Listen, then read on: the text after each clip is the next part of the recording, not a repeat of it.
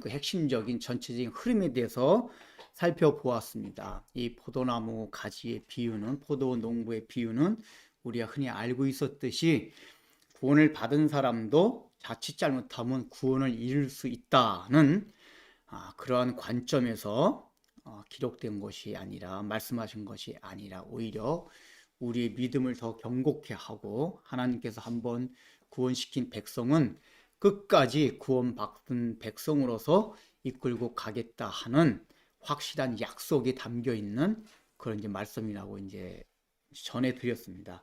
우리가 이제 분명히 여기 그 2절에 나와 있는 제거해 버리신다는 이제 이 단어가 두 가지, 그 제거한다는 단어와 들어 올리다라는 단어가 있음에도 불구하고 대부분의 우리말 성경도 그렇고 영어 번역본들도 그렇고 이 제거하다라고 번역한 이유는 뭐냐면은 이 이제 사람들의 마음가짐 자체에는 이 알미니안적인 요소가 많이 있다는 얘기입니다. 우리 본성 자체가 이제 그 대부분은 알겠지만은 참고 삼아서 이제 말씀을 드린다면은 알미니안적인 요소라는 건 뭐냐면은 우리가 구원을 받았지만은 그 구원이 우리의 행위에 따라서 언제든지 취소될 수가 있다. 이걸 이제 알미니안 신학이라고 합니다. 그래서 알미니안 신학이라는 거는 똑같이 예수 믿으면 구원받는다는 거는 개혁주의와 동일한 거지만은 그 하나님의 구원에 있어서 하나님의 주권보다는 인간의 행위 쪽, 인간의 책임과 인간의 반응을 하나님의 주권보다 더 강조하는 관점에서 성경 해석하는 것을 알미니안주의라고 합니다. 그래서 이 알미니안주의의 관점에서 성경을 해석하다 보면은 늘 우리가 구원받은 것도 예수 믿음으로 구원받긴 했지만은 우리의 구원받은 이후에 우리의 행위에 따라서 구원이 취소될 수 있다는 두려움을 가지고 신앙생활을 하게 됩니다.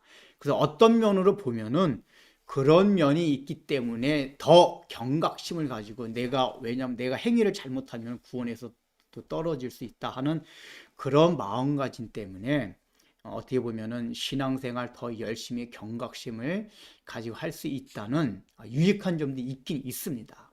그럼에도 불구하고 그런 마음가짐으로 신앙생활 하다 보면 늘 구원에 대한 두려움과 불안이 그 심리 기제에 자리 잡을 수가 있습니다. 그러나 개혁주의는 하나님의 주권을 먼저 강조하기 때문에, 구원에 있어서 하나님의 주권과 신실하심을 강조하기 때문에 하나님께서 한번 택하신 백성은, 그래 택해서 구원시킨 백성은 반드시 그 사람을 끝까지 구원받은 백성으로서 하나님의 자녀로서 이끌고 가겠다, 이제 그것을 강조한단 말이에요. 근데 이제 인간의 본성을 생각하면 인간은 늘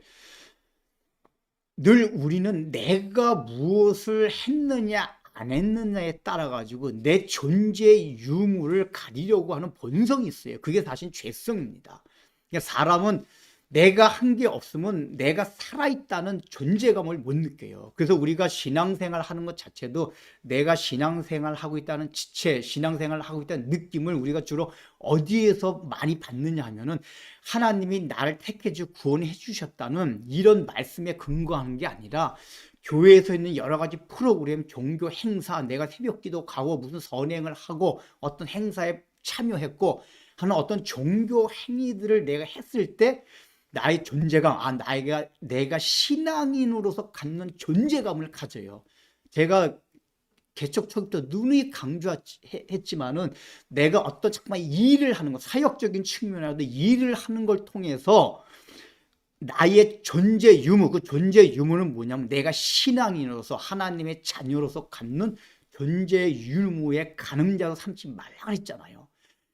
아무 일을 안 하고 있다 할지라도 지금 요즘과 같은 상태가 그런 거란 말이에요. 요즘과 같이 온라인 예배 드릴 때는 교회에서 특히 뭐 우리 교회는 원래부터 교회에 그런 프로그램이 없어서 사실은 뭐 거의 큰 의미는 없는데 교회 행사나 프로그램이 많았던 그런 교회들에서는 이 온라인 예배가 굉장히 타격이 크대요. 왜냐하면 그런 교회에서 신앙생활을 하던 사람들은 오프라인을 통해 가지고 교회 안에서 행사하고 했던 종교적 행사들 안 하고 나니까 정체성이 갑자기 흔들리는 거예요. 이거 내가 신앙생활하는 사람이 맞나?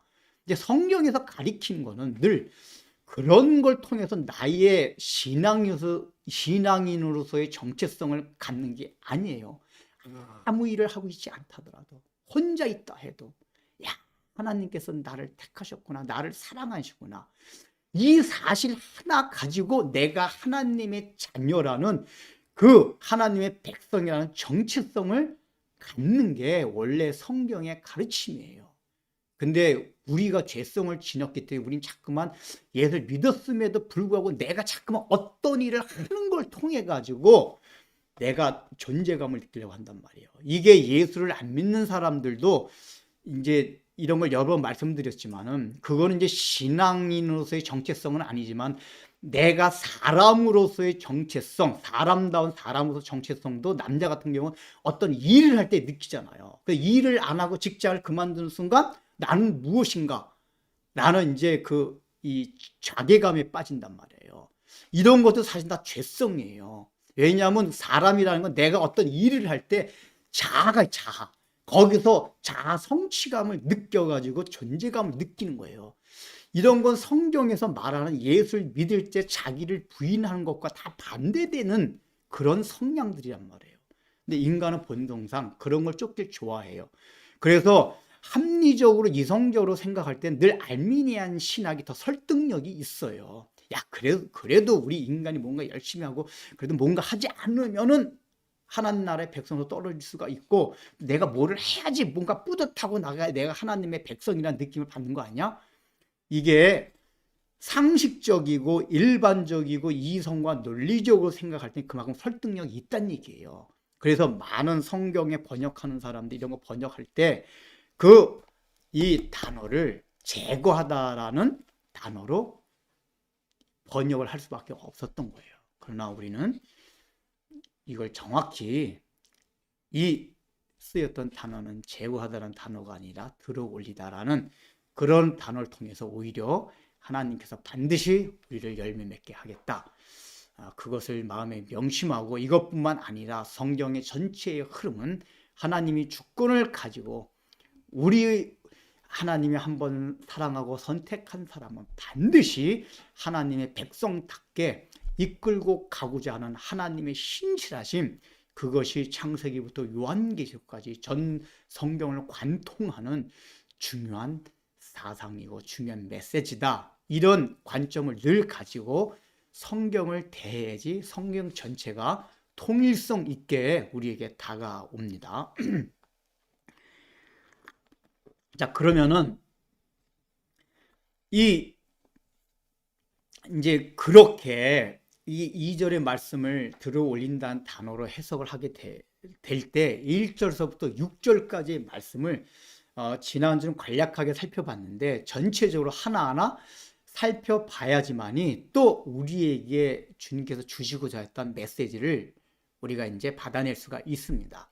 왜냐하면은 지금 이 말씀을 받고 있던 제자들의 상태가 아직까지는 주님이 원하시는 열매는 맺지 못하고 있던 상태였었어요. 사실은 아마 제자들도 스스로 그런 걸 많이 느끼고 있었을 겁니다. 물론 그 주님이 열매라고 말씀하실 때 그 열매라는 개념 자체도, 정의 자체도 사람들마다 다 다르게 생각할 수 있어요. 그래서 오늘은 그 주님이 말씀하시는 열매가 무엇인가, 이것도 이제 살펴보고자 하는데, 어쨌든 우리 각자가 생각하는 열매라도 우리들 일단 비슷하게 생각하는 것이 있잖아요. 지난 시간에 말씀드렸듯이 착하게 살아가고 말씀대로 살아가고 빛과 소금이 되고 하는 뭐 여러 가지, 그러니까 그런 기본적으로 우리가 생각하는 열매들이 있어요.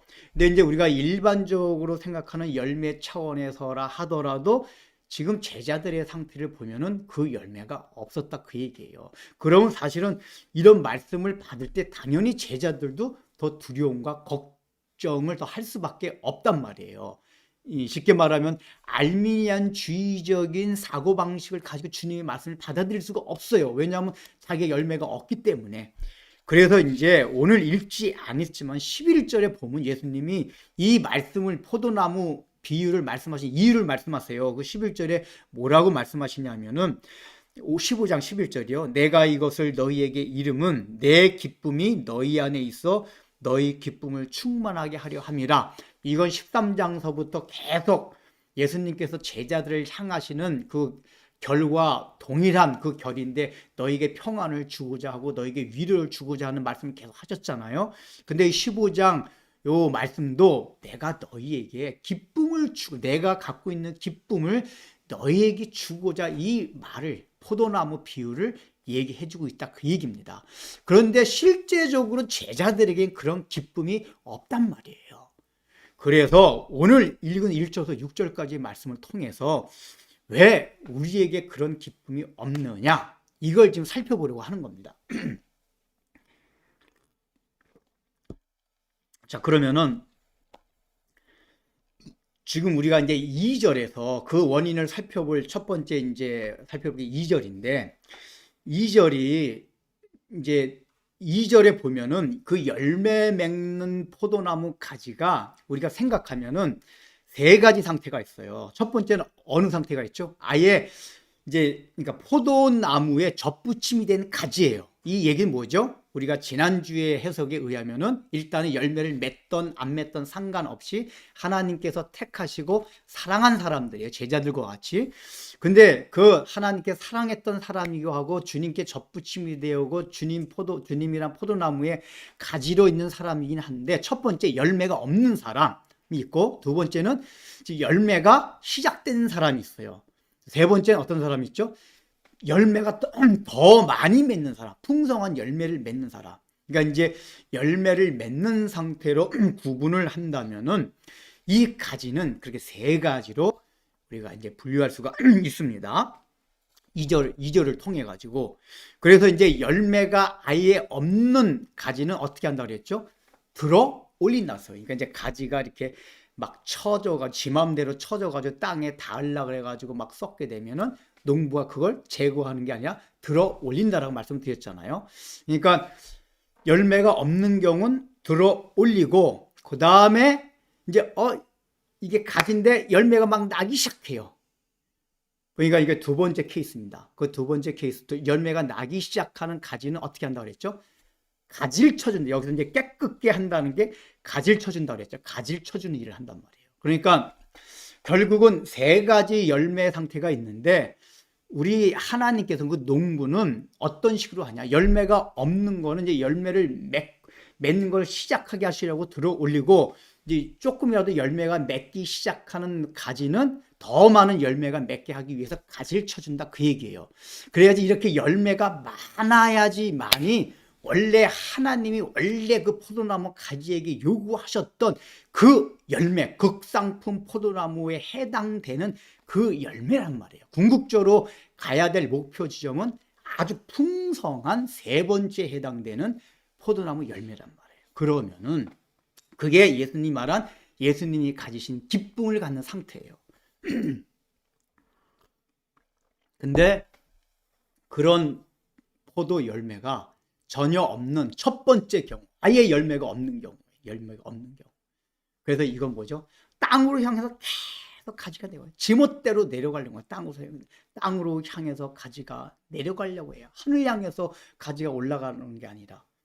이럴 경우에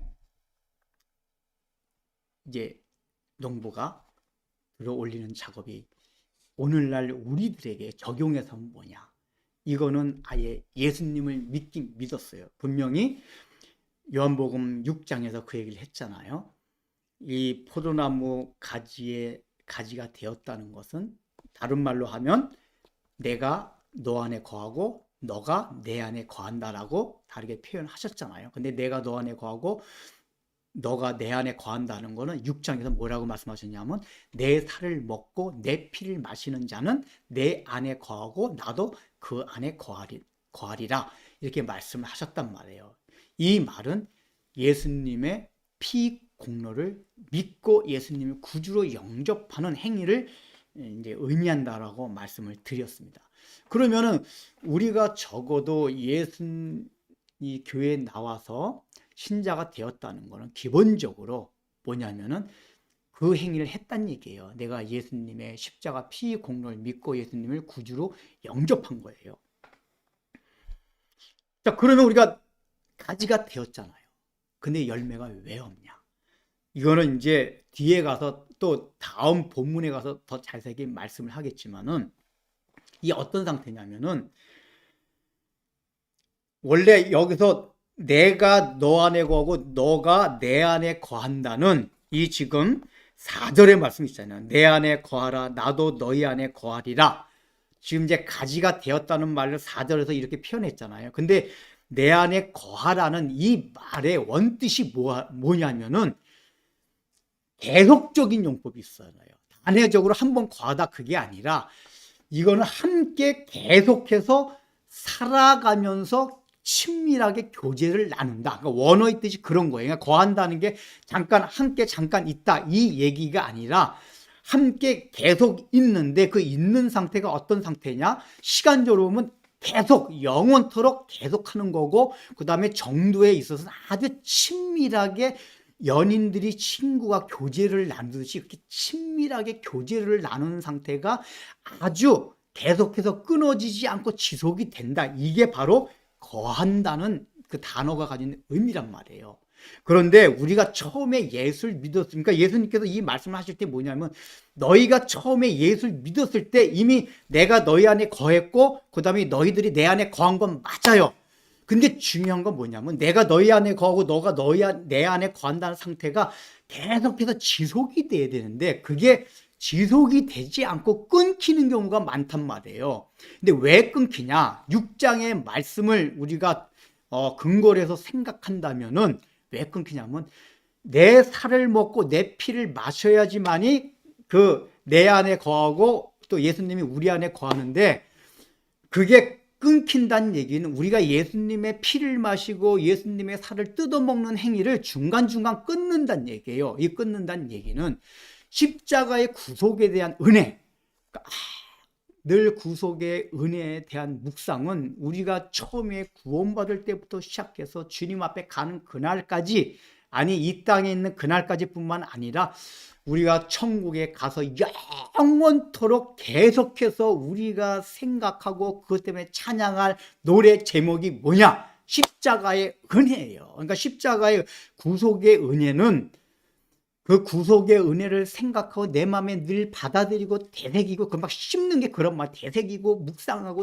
막 씹어먹는 행위는 처음에 예수 믿을 때만 하는 게 아니라 영원토록 해야 될 게 예수님의 살을 뜯어먹고 피를 계속해서 마시는 거예요. 그런데 우리가 그런 거를 자꾸만 중도에서 스탑한다 그 얘기예요. 그래서 열매가 없는 사람, 아예 없는 사람들은 처음에 예수 믿을 때 일단은 예수를 믿었다는 얘기는 예수님의 피공로에 대한 감사가 있었고 인식이 있었고 감사가 있었고 그거에 대해서 주님을 찬양한 그 경험이 있었기 때문에 예수를 믿은 겁니다. 참고로 제가 이제 말씀을 드리면은 여러분들이 이 요한복음 강해를 들으면서 예수님을 믿는 사람은 결코 예수님께서 버리지 아니하는 약속을 해줬잖아요. 근데 우리가 좀 살펴볼 거 뭐냐면 내가 정말 예수님을 믿는 사람인가에 대한 거는 우리가 곰곰이 살펴봐야 돼요. 제가 요한복음 강해를 시작하면서 그런 말씀을 드렸습니다. 오늘날 교회 안에 세례를 받았음에도 불구하고 실제적인 현상들을 보면은 예수님을 인격적으로 경험하지 아니하고 예수님을 만나지 못하고, 그러니까 예수님을 만나지 못했다는 얘기는 예수님의 십자가 피공로를 정말 인식하고 내가 하나님 앞에 얼마나 큰 죄인이냐는 기쁜 깨달음을 가지고 예수님의 피공로를 받아들임으로써 신앙을 시작한 사람 도 있지만은 그런 사람보다는 그저 종교적인 마인드, 즉 그냥 신이라는 건 있고 우리 인간은 유한하기 때문에 신을 의지해야 되고 그런 신이 나를 인도하고 하는 그런 일반적인 종교의 심성을 가지고 신앙생활하는 사람이 교회에 굉장히 많아요. 이건 목사님들 가운데 이런 사람이 많이 있어요. 그러니까 목사, 장로가 중요한 게 아니에요. 그래서 제가 새벽 기도나 철야 기도나 이런 걸 유난히 강조하지 않는 이유가 있어요. 왜냐하면 제가 신앙생활을 하면서 예수님을 인격적으로, 그러니까 십자가 피공로에 대한 경험 없이 종교적인 그 경험으로만 신앙생활을 한 사람이 의외로 많이 있습니다. 근데 그렇게 예수님을 그렇게 십자가 피공로를 통하지 않고 예수님을 만나지 아니하고 그런 어떤 종교적인 행위를 통해서 신앙생활 하면 할수록 예수님과 멀어져요. 리스크예요. 아주 위험해요, 그게. 일단은 본질적인 게 해결되고 나서 그러면은 기도하지 말라 그래도 하고 헌금하지 말라 그래도 하고 헌신하지 말라 그래도 하게 돼 있어요. 원리가 그래요. 이 본질이. 근데 자꾸만 우리가 거꾸로 한단 말이에요. 기관차가 가게 되면 뒤에 객차는 그냥 다 끌려가게 돼 있는 거예요. 근데 기관차는 움직여야 하는데 뒤에 아무 동력도 없는 그냥 그거 객차들 믿으려고 하니까 얼마나 힘들어요. 그래서 우리가 그래 요한복음 말씀을 듣는데 그 말씀을 드렸잖아요. 요한복음은 똑같은 공감 여러 복음서임에도 불구하고 복음의 본질적인 문제에 대해서 가르친 거다. 비슷비슷하잖아요. 예수님이 누구신가? 우리는 예수를 믿으면 구원을 받아야 된다. 이게 요한복음 전체 말씀이에요. 어떤 윤리, 도덕적인 거, 교훈적인 거 이런 게 거의 없어요. 이 요한복음이. 그러니까 계속 요한복음을 살펴보면 뭘 해야 되는 거냐면 야, 예수를 믿는다는 게 이런 거구나. 그래서 그냥 우리가 그냥 교회 건성건성 다니면서 내가 예수를 믿겠거니라고 생각을 했다면 아, 내가 정말 예수님을 믿고 있는 건가? 이거는 우리가 확실하게 우리 자신을 살펴볼 기회로 삼아야 된다 그 얘기예요. 이미 내가 예수님을 믿었다는 예수님을 인격적으로 만난 경험이 있다면 그 다음부터는 절대 걱정할 필요가 없는데 그게 있지 아니하다면은 그건 생각해 보세요. 그래서 우리가 기도할 때 주님, 내가 요즘 설교를 듣다 보니까 정말 내가 예수님을 믿는 사람, 그러니까 십자가의 피공을 내가 정말 받아들인 사람인지 예수님의 피를 마시고 살을 뜯어먹는 사람인지 그게 잘 모르겠습니다. 그러면 이 요한복음을 다 철저하게 들으면서 이걸 놓고 계속 기도하셔야 돼요.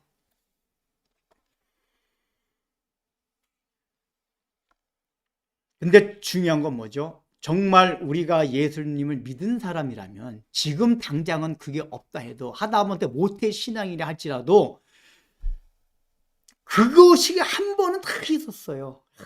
나 같은 죄인을 위해서 우리 주님께서 십자가에 못 박혀 돌아오셨다니. 그래서 예수님께서 나를 위하여 십자가 못 박혀 돌아오신 그 은혜를 생각할 때 감사가 나오고 감격이 있고 찬양이 있고 분명히 이런 경험이 한 번은 있어야 돼요. 한 번. 만약에 한 번도 없다 그러면 예수님을 영접한 게 아니에요. 한 번은 있어야 돼요. 그게 한 번.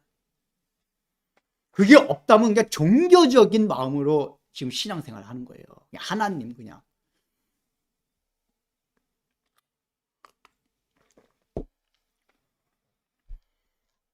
그러면은 지금 여기서는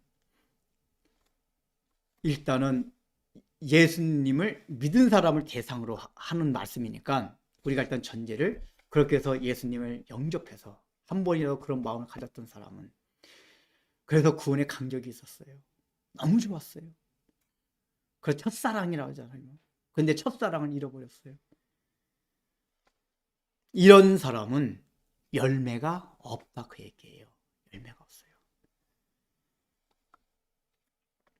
그러면은 이 열매가 없는 사람한테 가지를 들어올린다는 건 뭐냐? 결국은 왜 우리가 그리스도의 사랑과 은혜를 날마다 씹어보지 못하느냐? 그 사람 마음속에 세상으로 향하는 마음이 너무 강하면 그래요. 땅 아래 것에 마음을 쏟으면. 그러니까 그것들 때문에 예수님의 은혜를 자꾸만 망각을 해요. 희미해져 가요. 그 구름이 막 끼어가지고 하나님의 은혜가 희미하게 보여요. 그래서 그때 하나님께서 하신 일이 뭐냐? 땅으로 향하던 가지를 막 들어 올려요. 이게 뭐죠? 다른 말로 하면 징계예요. 그러니까 징계라는 건 뭐냐? 아예 하나님의 백성이 열매를 맺어야 될 백성이 그리스도의 속죄의 은혜를 생각하며 열매를 맺어야 될 백성이 땅만 생각하면서 하나님의 말씀과 하나님의 뜻과는 전혀 상관없이 살아갈 때 하나님이 그것을 방향을 돌리기 위해서 주는 것, 이거를 성경에서는 징계라고 합니다. 사랑하는 자에게 주는 채찍질, 이거의 결과는 회개예요. 이게 바로 나뭇가지를 들어올리는 거예요. 열매가 없는 사람. 그렇게 함으로써 깨닫고 회개하는, 하나님 내가 잘못했습니다. 이런 죄악들을 범했습니다. 내가 너무나 세상으로만 향했습니다. 그럴 때 하나님께서 절대 우리를 그냥 두시지 않으신다, 그 얘기가. 가지를 들어올리신다, 그 얘기예요. 왜냐? 나의 백성이기 때문에. 내 백성이 아니고 가지가 아니라면 열매가 없어도 내버려 둬요. 마음대로 살게 내버려 둬요. 돈을 마음껏 벌게 하고 건강하게 하고 잘 먹고 잘 살고 출세하게 하세요. 근데 하나님의 백성이 가지된 자가 그렇게 열매 없이 계속해서 그렇게 살면은 징계를 하신다, 그 얘기예요. 이게 가지를 들어올리는 거예요. 여러분들 삶 가운데 혹시라도 가지를 들어올리는 내가 열매가 전혀 없어서 그게 없다면은 그거를 생각하시라, 그 얘기예요. 그 다음에 두 번째는 이제 막 피기 시작한 거예요. 열매가 나기 시작한 거 있잖아요. 나기 시작한 건 뭐라 그랬죠? 더 많은 열매를 맺게 하기 위해서, 세 번째 상태에 이르게 하기 위해서 가지를 제거한다 그랬어요. 가지를. 이건 열매 맺기 시작해요. 이 얘기는 내 안에, 내가 너 안에 거고 너희가 내 안에 거한다는 이 사실이, 이 사람은 그래도 좀 완전 끊이지 않고 완전 계속은 아니지만은 가끔가다 끊기긴 하지만 그래도 어느 정도는 계속해서 십자가의 은혜 아래서 그걸 되씹으면서 지금 살아가고 있는 사람이에요. 이런 사람은 조금의 열매가 맺기 시작합니다. 그런데 이 열매를 맺는 사람들한테는 하나님께서 농부가 볼 때, 너 아직까지 열매가 좀 부족해. 더 많은 열매를 맺어야 돼. 내가 원래 지금 만든 이 심어놓은 포도는 극상품 포도나무이기 때문에 더 많고 더 질 좋은 포도를 맺어야 돼. 그러면서 가지치기를 한다 했잖아요. 이 가지치기 뭐냐? 이 사람은 죄를 짓는 게 아니에요. 근데 여기다 영양분이 빼앗겨요. 뭐 때문에? 어떤 환경적인 요소 때문에, 상황적인 것 때문에 자꾸만 빼앗겨요. 그러면 우리 하나님께서 농부가 그 가지를 쳐주신단 말이에요. 너에게 열매를 마땅히 맺어야만 될 그 영양분을 가게 하는 걸 막는 걸 다 가지 쳐줘요. 이건 뭐죠? 우리는 특별한 죄를 짓지는 않았어요. 그래서 열매가 있어요. 그러나 죄를 짓지는 않았지만은 아직까지 뭔가 삶이 풍성하질 않아요. 열매가 없어요. 그래서 하나님께서 더 많은 열매를 맺게 하기 위해서 우리의 환경과 상황 가운데 우리가 혹시라도 더 세상으로 나갈 만한 있으면 나갈 만한 요소들이 있어 미리미리 선술 치셔가지고 나가지 못하도록 상황, 그런 걸 하나씩 제거하고 계신다고 해요. 너가 돈이 좀 많으면 그 돈 때문에 너는 너에게 마땅히 갈 영양분이 적게 돼 있어.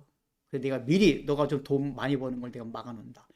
너가 너무나 인간관계가 좋은 인간관계 때문에 그게 유토피아인 줄 알고 그냥 하하호호 하고 내 은혜를 잊어보고 살 것 같기 때문에 내가 좀 너 주변에 악동을 하나 몇 사람 두겠다. 그리고 너는 그냥 좋기만 하면 너의 성향 자체가 주님의 은혜를 잊어버릴 수 있기 때문에 너의 주변에 늘 내가 십자가를 두겠다. 이렇게 해가지고 자기가 특별한 죄를 짓진 않았지만 하나님께서 어떤 환경과 상황을 통해서 이걸 성경에서 뭐라고 합니까? 시험이라고 하고 연단이라고 해요. 연단. 그 연단은 특별한 죄값은 아니에요. 그러니까 이거는 그 결과가 회개는 아니에요. 그러나 특별한 죄값으로 주어지는 건 아닌데 내가 생각해보면 내가 막 특별히 생각나는 죄는 없어요. 내가 뭐 예배를 안 드린 것도 아니고 주일날 빼먹은 것도 아니고 11조 띄어먹은 것도 아니고 특별히 도둑질을 한 것도 아니고 뇌물 받아먹은 것도 아니고 하나님 내 거짓말 친 것도 아니고 특별히 하나님 말씀에서 명한 것을 막 특별히 어기면서 그건 아닌데 이상하게 그 나름대로는 말씀대로 살려고 하는데도 불구하고 내 삶 가운데 어려움이 오는 경우가 있어요. 이런 경우가 뭐예요? 가지를 친단 말이에요. 더 많은 열매를 맺기 위해서 연단을 주시는 거예요. 이걸 왜 알아야 되냐? 이런 거 있을 때 하나님이 나에게 더 많은 연단을 주시려고 하는 거야. 왜 나는 다른 사람에 비해서 십자가가 많을까? 주님이 그만큼 사랑하셔서 그래요.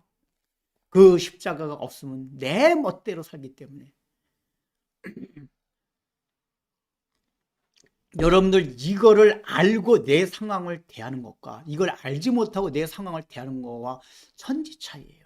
우리가 이런 걸 깊이 인식하고 내 상황을 대해야지 우리가 어려운 상황이 올 때 그거를 잘 해석하고 그거를 우리가 담담하고 원래는 기쁨으로 맞이했지만 우리가 그러지 못하고 어느 정도 그것을 너무 놀라서 충격적으로 받아들인 게 아니라 담담할 정도로는 받아들일 수 있단 말이에요.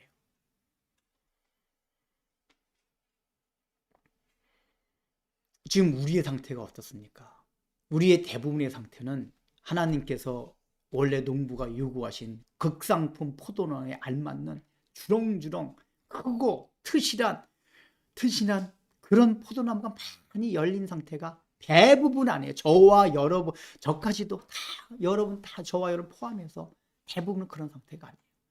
그래서 우리가 생각해야 될 게 뭐냐? 여러분 우리 인생 가운데 주님 앞에 가는 그날까지 우리 삶 가운데 고난이 없어질 거라고 절대 생각하지 마세요. 우리 삶 가운데 고난이 있습니다. 그게 하나님께서 주시는 징계이든 성격 자체가 아니면 징계가 아니라 연단이든 어쨌든 나타나는 표면은 다 뭐냐? 고난이고 고통이고 우리를 힘들게 하는 것들이에요. 이거는 우리가 주님 앞에 가는 그날까지 계속 뒤따르게 돼 있어요. 왜냐? 우리가 주님께서 원하시는 농부가 원하시는 그 열매를 맺는 거는 성경을 보면은 주님 앞에 가는 그날까지 행하는 거예요. 그걸 야곱을 보면 알아요. 우리를 아주 상징적으로 보여주는 인물이 야곱이잖아요, 구약에서.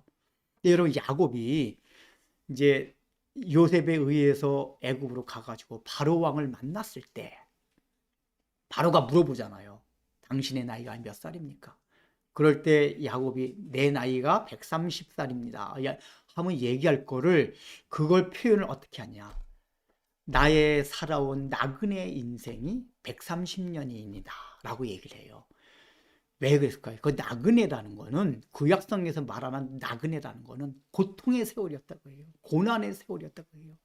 고난과 고통과 시련으로 점철된 인생 130년이나 인생 자체가 야곱이 늙어서 마지막에 노년에서 생각해 보니까 야 나의 인생이 고통과 고난과 시련으로 점철된 인생이구나. 왜 그랬죠? 야곱이 얼마나 교활하고 간사하고 지렁이 같은 존재였습니까? 그런데 이 지렁이 같은 존재를 마지막에 하나님이 원하시는 그 존재로 만들려고 하다 보니까 야곱의 삶이 고난이 따랐던 거예요. 그래서 이제 이 야곱 3대 족장 있잖아요. 아브라함이나 이삭과 뭐 문제 있어요? 아브라함과 이삭과 야곱이 우리 성도들의 어떤 특징을 다 이제 설명해 줘요. 이제 아브라함은 하나님의 신실하심, 이삭은 그 순종을 통해서 얻는 풍성한 복을 갖는 그 신자의 복을 이제 상징하면은 야곱이라는 건 뭐냐면 아주 못되고 교활하고 간사한 인간을 하나님께서 어떻게 하시든지 끝까지 하나님이 정하신 목표 지점까지 끌고 간다. 이걸 보여주신 인생이 야곱이란 말이에요. 그걸로 이제.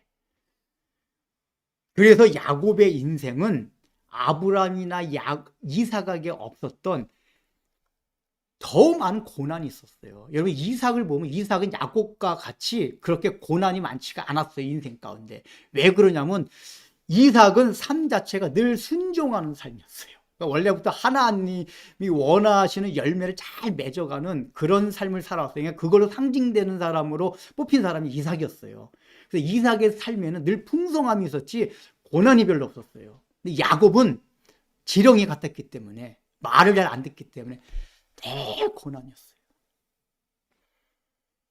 근데 우리 대부분은 다 어떤 인생들이냐면 야곱의 인생이 많아요. 우리가 다. 그래서 여러분들 미리 그걸 생각하고 살아가시라 그 얘기예요. 우리 삶 앞에서 고난이 없어진다 아니에요. 고난 없어지지 않습니다. 징계든 시련이든 반드시 있습니다. 왜냐하면 우리는 아직까지 열매를 풍성하게 맺지 못하고 있기 때문에.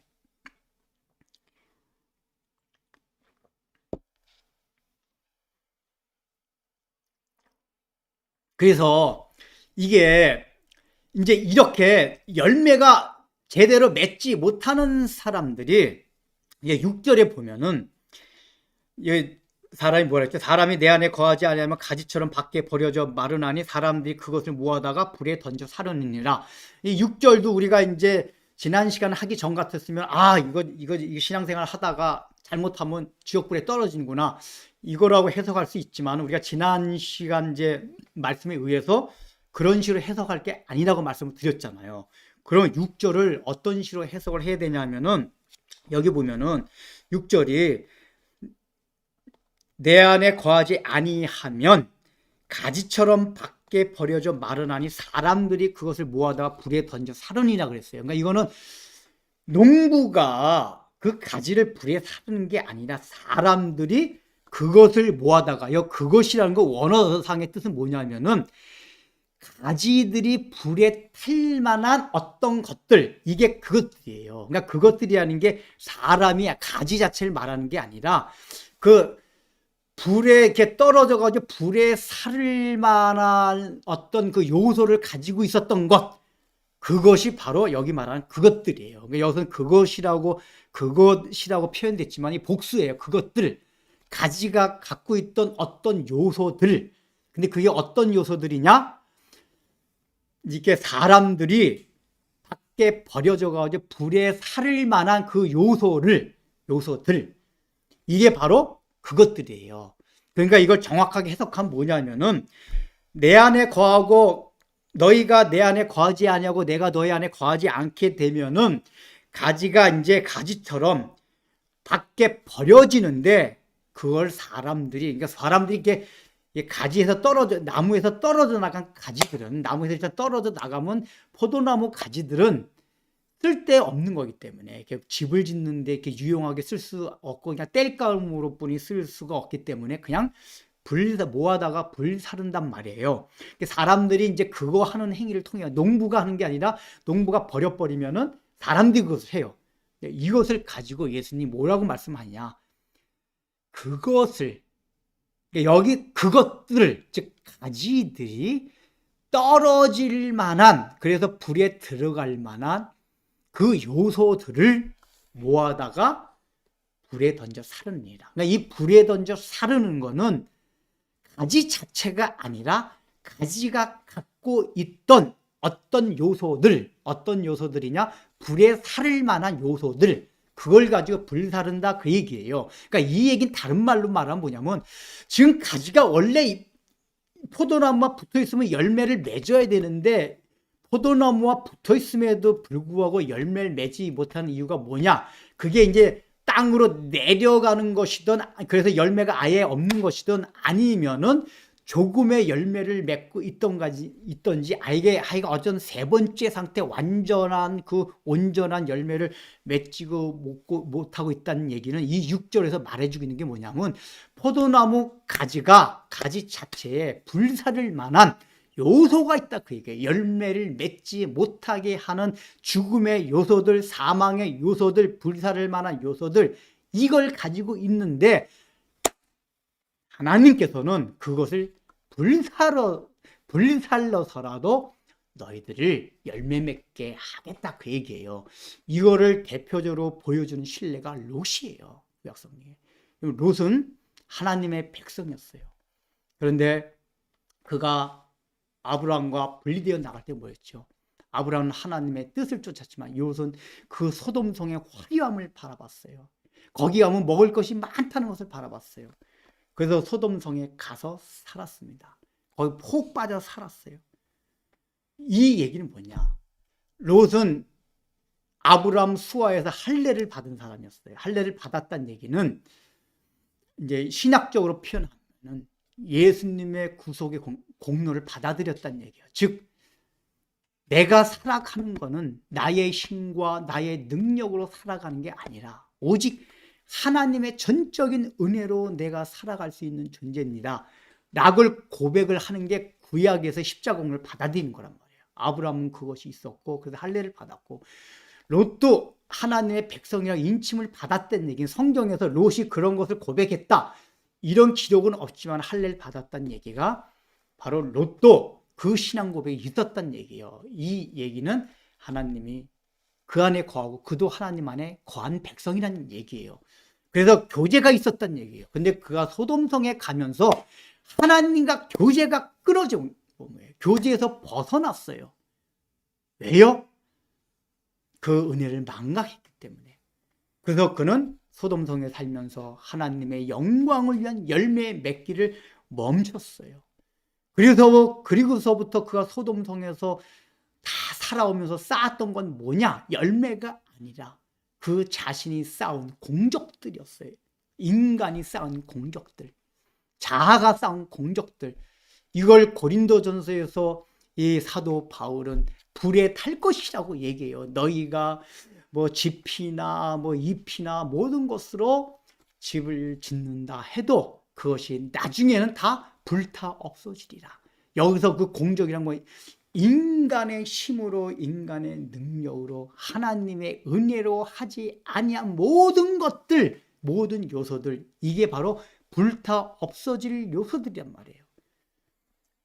롯이 바로 그 불타 없어질 요소들을 가지고 소돔성에 살아 있었어요. 그러나 그는 원래 가지였었어요. 그래서 하나님이 어떻게 했습니까? 롯을 멸망시키기 전에 소돔성에서 빼어냈어요. 그 대신 롯이 여태까지 쌓았던 모든 공적들, 벌어놓은 재산들, 하다못해 그의 가족들까지도 소돔성이 불탈 때 같이 불타서 없어졌어요. 그러나 롯은 구원받았어요. 없어진 건 뭐죠? 롯이 그동안 자기가 쌓아왔던 모든 공적들은 하나도 남김없이 다 불타서 불살라서 없어졌어요. 이걸 알라 그 얘기예요. 우리 하나님께서는, 우리 하나님의 백성은, 가지들은 이 땅에서 내 공적으로, 내 힘으로 무엇인가 이 세상 사람들과 같은 원리와 사고방식과 가치를 가지고 쌓아 올린 모든 공적들은 이미 이 땅을 살아가면서 여러분이 죽기 전에 하나님께서 다 불살라서 없애버려요. 이게 아까 시련과 징계의 연장선상에서 하시는 말씀이에요. 다 불살라요. 왜냐? 그렇게 해서라도 내가 너는 구원시키겠다 그 얘기예요. 아브라함과 같이 아브라함은 소돔성에 있지 않았고 하나님과 늘 교제하면서 하나님 안에 그가 있고 그가 하나님 안에 있고 하나님 그 안에 있었기 때문에 그 재산이 불타 없어지지 않았어요. 그러나 그의 아브라함이 쌓아온 거는 자기의 공적으로 쌓은 게 아니었어요. 그러나 롯은 자기의 공적으로 쌓아 올린 거기 때문에 다 불타 없었어요.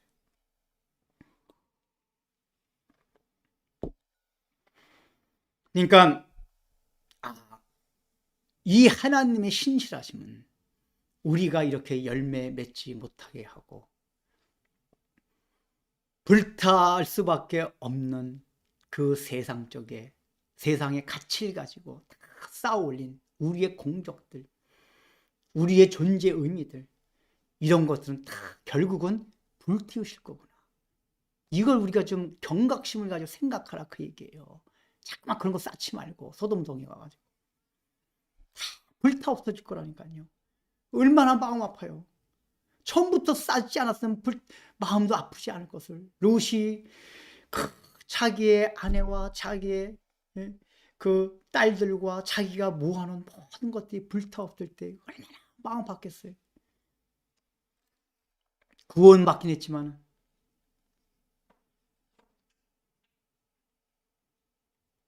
그러니까 우리가 지난 시간에 주신 말씀도 분명히 예수님께서 제자들에게 위로를 주는 말씀이라고 했잖아요. 목사님 오늘 말씀을 들어보니까 위로가 아니네요. 아니에요. 왜 위로인 줄 아세요?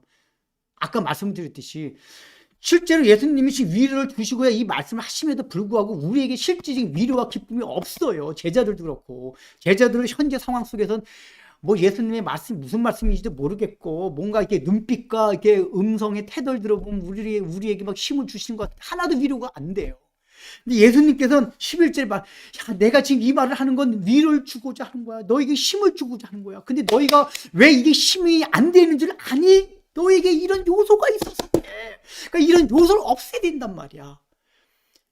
그러면서 그러니까 너희들이 이런 요소를 없애기 위해서 하나님이 어떤 게 너희들에게 상황과 환경을 통해서 고난을 주시고 시련을 주실 때 또 뭐 이게 너희가 있는 요소를 다 불살라 갈 때 깜짝깜짝 놀라지 말고 그것 때문에 실망하고 나한테 나는 내 인생이 이 모양이고 나한테 왜 이렇게 맨날 고통과 고난이 있고라고 생각하지 말라 그 얘기예요.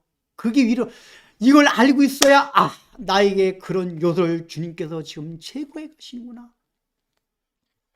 이걸 알아야지 나한테 당해지는 고통과 고난의 이 시기와 상황 때문에 실망하거나 좌절하지 아니하고 그 가운데서도 소망과 힘을 가질 수 있다 그 얘기예요. 이걸 알아야지.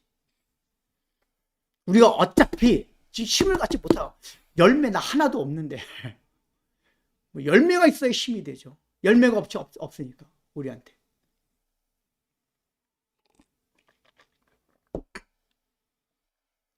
그래서 이제 내가 너 안에 거하고 너가 내 안에 건다는 뜻을 설명을 드렸잖아요. 이건 뭐죠? 십자가 은혜를 계속 씹어먹음으로. 이 십자가 은혜를 씹어먹는다는 얘기 뭐죠? 모든 것이 하나님의 은혜요 하나님의 공로로부터 기인되는 것에 대한 고백이에요. 이 고백이 지속되지 아니하고 인간의 능력, 인간의 힘, 인간에게서 나온 어떤 걸 가지고 유토피아를 꿈꾸고 행복할 수 있다고 생각하는 모든 사고방식과 가치들, 이것 때문에 주님의 살을 뜯어먹고 피를 마시는 행위가 답이 되는 거예요. 내 안에, 내가 너 안에, 너가 내 안에. 이 말의 의미를 아시겠죠? 자, 그러면은 이제 두 번째 살피 열매가 뭐냐는 거예요. 열매가 뭐냐? 이미 우리는 이런 걸 통해 가지고 열매에 대한 것을 어느 정도 추론해낼 수가 있습니다. 이제 우리가 흔히 생각하지 열매하면 과연 예수님께서 무슨 의미로 이 열매를 말씀하셨을까? 그러니까 열매라는 건 성경에서 쓰일 때 그 문맥에 따라서 사실 그 문맥에 따라서 여러 가지 의미를 쓰여요. 그러니까 이제 갈라디아서 같은 경우는 바울이 성령의 9가지 열매를 말했잖아요. 뭐 사랑과 희락과 화평과 오래 참음과 온유와 절제와 인내와 충성과 자비와 양성 같은 것들. 근데 인격적인 품성들. 그건 뭐냐면은 성령의 역사를 말하면서 성령이 충만할 때 나오는 결과. 그러니까 열매라는 건 어떤 결과란 말이에요. 그러니까 사도 바울이 말했을 때 성령의 9가지 열매는 뭐냐면 성령이 충만해 있을 때 나올 수밖에 없는 결과가 그 9가지로 돼 있다 그 얘기예요.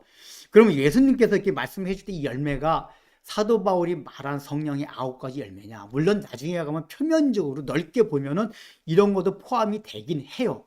그러나 직접적으로는 그 성령이 충만해 있을 때 이거를 말씀하신 건 아니에요. 왜냐하면 지금 예수님께서 이 말씀을 하신 거는 포도나무 비유를 통해서 말씀을 해주셨단 말이에요. 국산품 포도나무를 심었는데 거기서 열매가 없든지 또 구약 성경을 근거로 해서 얘기한다면은 포도나무 열매가 아닌 다른 열매들, 그러니까 국산품 포도나무가 아닌 다른 열매를 맺었다 그 얘기예요.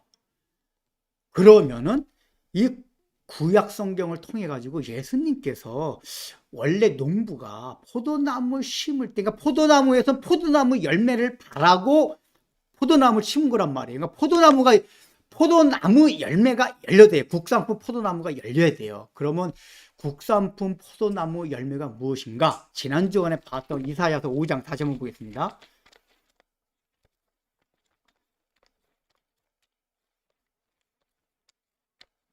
이사야 5장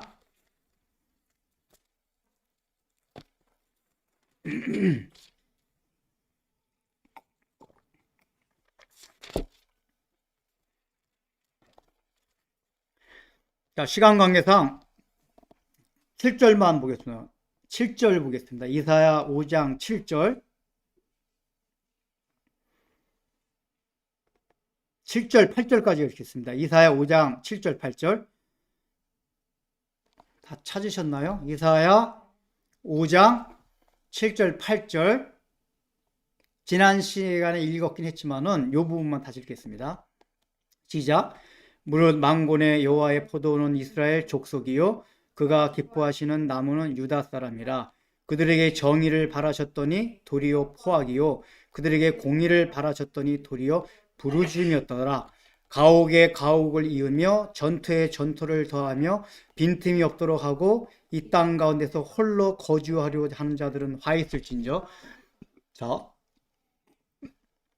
지금 7절에서 하나님 뭐라고 말씀하시냐면은 너희 포도는 이스라엘 족속이라고 얘기해요. 요 앞에가 무슨 내용이라고 했죠? 국산품 포도나무를 심었는데 너희가 국산품 포도나무 열매를 맺지 못하고 들포도를 맺었다 그 얘기. 전혀 다른 열매를 맺었다 그 얘기예요. 이게 열매 없는 거나 마찬가지예요. 지금 더 못된 거예요. 그러면서 그거에 대한 해설을 해주는 거예요. 7절이 들포도를 맺었던 얘기가 뭐냐? 7절의 얘기가 만군의 여호와의 포도는 이스라엘, 너는 여호와 포도 너희 이스라엘 족속이다. 그러니까 포도나무는 너희고 그가 기뻐하시는 나무는 너희 유다 사람이라. 그런데 그들에게 정의를 바라셨다. 이건 뭐죠? 포도나무 열매를 바랐더니 그 얘기란 말이에요. 앞에 절과 이게 이제 바꿔서 말하면 포도나무 열매를 국산품 포도나무를 바랐더니 들포도나무를 맺었다 그 얘기잖아요. 그러니까 여기서 그들에게 정의를 바라셨다니까 바로 포도나무 열매를 바랐더니 그거란 말이에요. 두 번째 뭐라고 나오죠? 또 그들에게 공의를 바라셨다니 뒤에 보면은 바라셨다니 도리어 부르짖음이었다. 그러니까 하나님이 그들에게 심었던 포도나무 열매는 뭐였냐 하면은 정의, 공의 그거였단 말이에요. 근데 그들에게 나타난 열매가 뭐였다고요? 정의를 바랐는데 포악이었고 공의를 바랐는데 부르짖음이었어요. 시간 관계상 이거 자세하게 말씀을 드릴 수 없는데 이게 뭐냐면은 여기서 정의와 공의라는 건 뭐냐면은 하나님이 주신 은혜를 가지고 마땅히 선과 사랑을 베풀어야 되는 걸 여기 말하는 정의와 공의예요. 그런데 지금 내가 너희에게 베푼 그 사랑과 은혜를 가지고 다른 사람들한테도 그게 공의를 베풀려고 했는데 그걸 바랐는데 너희들은 오히려 그 결과가 열매가 포악과 부르짖음했다. 이 얘기는 뭐죠? 포악이라는 건 뭐냐면은 이 다스리는 사람이 지배자가 피지배자를 정도 이상으로 강압적으로 다스렸다 그 얘기예요. 이게 고대 사회에서 권력층이 피지배자를 다스리는 방식이에요. 자기 권력을 공고하기 위해서 더욱더 피지층을 막 탄압을 해요. 무서움을 보여야지 말을 잘 듣는단 말이에요. 그리고 여기 부르짖음이라는 건 뭐냐면은 가난하고 어려운 사람이 있어요. 내가 돈을 벌어요. 돈을 버는데 지금 저 사람이 내가 더 많은 돈을 번 것 때문에 먹을 게 하나도 없어가지고 막 굶어 죽는 소리, 이걸 성경에서는 부르짖음이라고 늘 표현을 합니다. 그래서 이제 8절에 그 너희가 공의를 버리고 정의를 바라고 공의를 바랐더니 나타난 결과는 포악이요 부르짖음에 대한 구체적인 신뢰들이 8절에서 쭉 나오고 있어요. 근데 구체적인 신뢰가 첫 번째가 뭐냐면 가옥에 가옥을 이으며 전투에 전투를 더하며 빈틈이 없도록 하고, 이 얘기 뭐죠? 가옥에 가옥을 오늘날로 말하면 주택이 한 막 5만 채 된다 그 얘기예요. 서울 시내 중요한 노른자 땅이 전부 자기 집에 이게.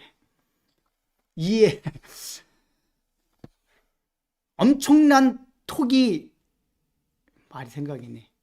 뭐지? 투기. 주택 투기.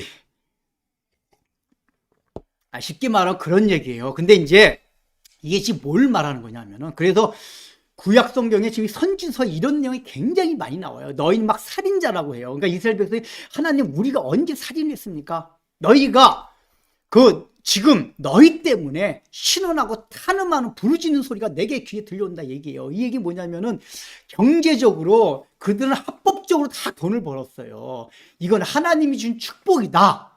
그런데 뭐 했냐 하면은 그냥 가옥에 전투에 전투를 그냥 가난한 사람까지 그냥 싹 몰살해가지고 자기가 탁 가졌다 그게요. 그러면서 우리는 하나님께 받은 축복이 이렇게 크다 자랑하고 다녔어요. 하나님 그게 너희가 가난한 사람을 죽일 거다. 그래서 왜냐 구약의 정신은 뭐냐면 가난한 사람도 늘 먹을 수 있도록 이삭 같은 것도 남겨두고 이게 추수하라고 율법 명했단 말이에요. 하나님의 정신이 그렇단 말이에요. 가장 약자나 가장 어려운 자가 사람답게 기본적으로 살아갈 수 있도록 해주는 게 율법의 정신이에요. 하나님의 공의예요, 그게. 근데 지금 이 사람은 그걸 안 했어요. 그래서 우리가 이제 이런 걸 보면서도 우리가 이제 일반 사회에서도 너무 시장 논리에 이렇게 치중하는 게 좋은 게 아니에요. 물론 이제 시장 경제 자체가 나쁜 건 아닙니다. 시장 경제는 자유민주주의 체제 하에서 나온 그 경제 논리가 시장 경제란 말이에요. 그러니까 자유민주주의라는 거는 신앙의 자유를 허락하는 거란 말이에요. 그거 성경적이에요. 근데 대부분 자유민주주의란 정치 체제 하에서 경제 원리는 시장 경제를 해요. 그 시장 경제도 성경상의 원리 자체에 어긋난 건 아니에요. 그러나 성경이 경계하는 건 그거예요. 시장 경제라는 건 뭐냐면 그냥 시장에 맡겨버리는 거거든요. 근데 인간의 죄악, 타락된 본성상 사람은 어떠냐면 욕심이 끝이 없어요. 자율의 시장에다가 맡겨놓으면은 전옥에 가옥에 전토를 버는 사람이야 끝없이 가지려고 해요. 흥자 독식주의, 이거는 성경적인 게 아니에요. 나눠야 된단 말이에요. 야, 이런 거 보면 오늘날 우리 목사님들이 보면은 무슨 뭐 이게 정책 같은 거 이게 기독교 무슨 기독당을 세우면서 정책을 내세운 게 시장 경제를 채택한다. 그게 성경적인 거예요. 시장 경제에 문제가 있으면은 수정해가지고 정부가 개입해서 독식하지 못하도록 하는 거예요. 이게 성경의 뜻이란 말이에요. 경제 정책상도. 이제 이게 본질은 아니고, 그러면 중요한 건 뭐냐면 지금 하나님이 이런 걸 엄청나게 책망을 하세요. 왜 그러냐? 롯도 그렇고 지금 이 이스라엘 백성들의 상태도 그렇고 이게 뭐냐면은 사람들이 갖고 또 갖고 욕심이 끝도 없는 건 뭐냐면은 자원이 한계가 있기 때문에 그래요. 인류는 하나님과 분리된 이후에 이건 창세기 강의하면서 누누이 말씀했던 거예요. 하나님이 분리된 이후에 인간 나라의 특징이 뭐냐면 이제는 인간은 경쟁에서 이겨야만 살아야 돼요. 조금이라도 내가 저축할 수 있을 땐 모아 쌓아놔야 되고 남을 짓밟을 수 있을 땐 짓밟아 놔야지만 내가 살아남을 수 있는 게 약육강식의 세계예요. 이게 창세기에서 나타난 가인으로부터 시작된 세상 나라의 원리고 아벨 대신 주신 셋의 후손 하나님의 나라의 특징이 그런 약육강식의 세계에서 벗어난 그 원리가 하나님 나라의 원리예요. 근데 이 약육강식 원리가 뭐냐 하면은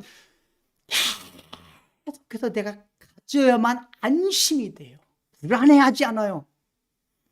지금 하나님께서 지적하는 게 그거예요. 구약성경 전체를 통해서 지적하는 게 단순하게 뭐 시장 경제니 표면적으로 우리가 그렇게 해야 되겠지만 본질은 그게 아니고 이렇게 이스라엘 백성들이 포악과 부르짖음이 들리게 했던 심리 기저에 깔렸던 게 뭐냐? 세상 나라의 원리와 가치를 가지고 살았다 그 얘기예요. 그 원리는 약육강식의 원리, 약육강식 원리에 깔려 있는 건 뭐냐? 하나님의 은혜와 하나님의 능력으로 살아가는 게 아니고 그건 무한한 차원이에요. 인간의 힘, 나의 힘과 나의 능력으로 살아가려고 하는 삶의 모든 태도가 약육강식 세상 나라의 원리란 말이에요. 이건 듣고 들어도 계속 들어야 돼요.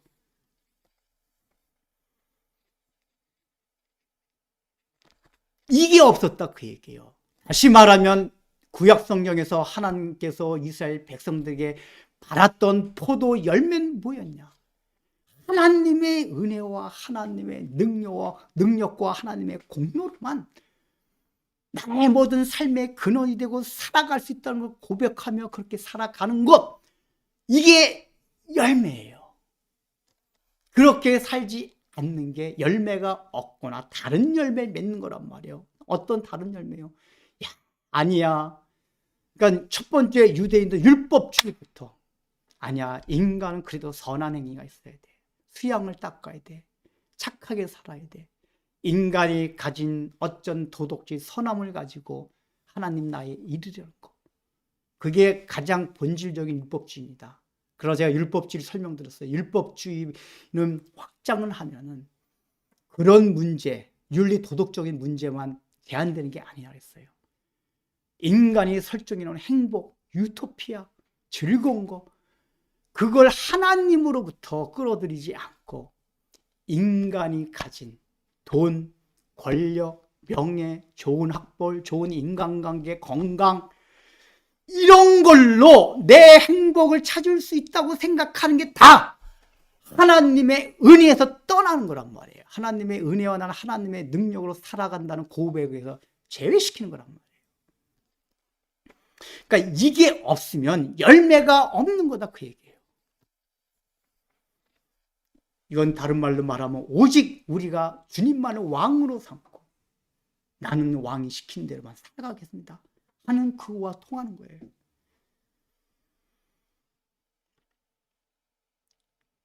그래서 우리가 열매가 여기서 포도나무 이 비유를 들면서 예수님께서 의도하셨던 열매는 뭐냐?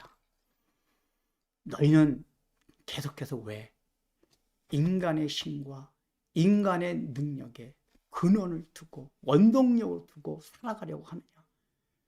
영적인 구원뿐만 아니라 우리가 이 세상을 살아가면서 얻고자 하는 행복과 즐거움, 쾌락, 모든 것들도 왜 그걸 가지고 살아가려고 하느냐? 소돔, 롯도 마찬가지였단 말이에요. 찾은 게 그걸 인간에서부터 기인한 거예요.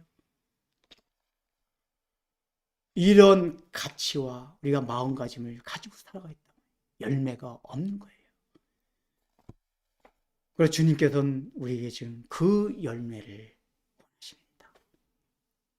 너희들의 힘과 세상이 주는 어떤 요소를 가지고 너희가 구원을 받거나 행복해진 게 아니다. 유토피아를 쓴 게 아니다. 오직 십자가 공로를 통해서 보여주신 하나님의 사랑과 하나님의 은혜와 하나님의 능력만으로 우리가 구원받고 이 땅에서도 우리가 참으로 행복하게 살아갈 수 있다. 이 고백이, 이 열매가 여러분은 삶 가운데 있기를 주의 이름으로 축원합니다. 봉헌 기도합니다. 주님, 오늘도 저희에게 주님의 그 달고 오묘한 말씀을 주심을 감사합니다.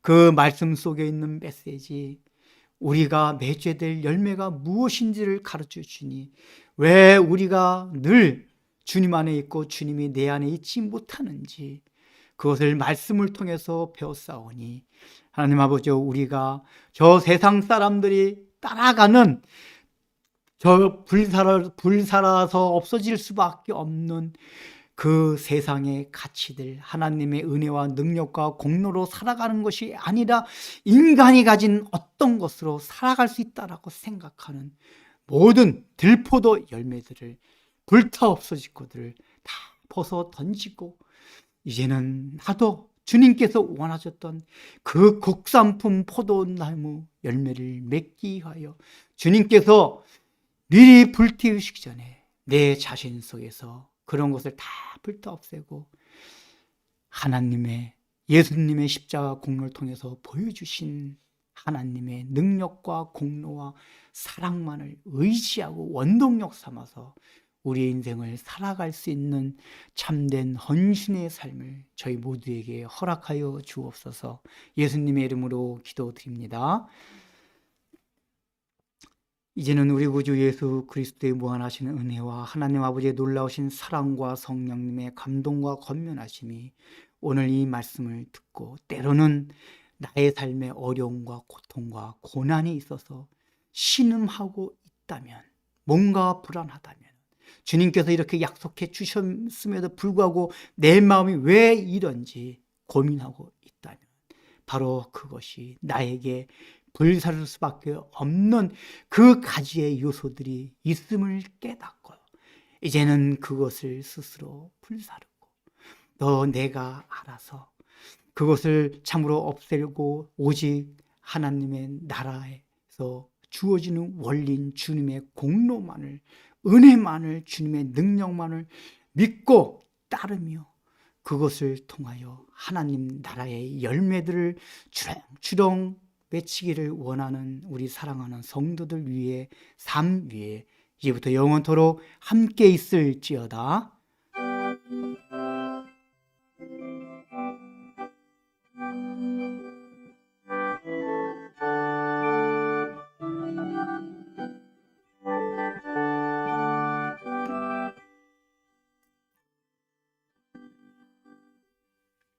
예, 예배 마쳤습니다. 평안한 일주일 보내시기 바랍니다.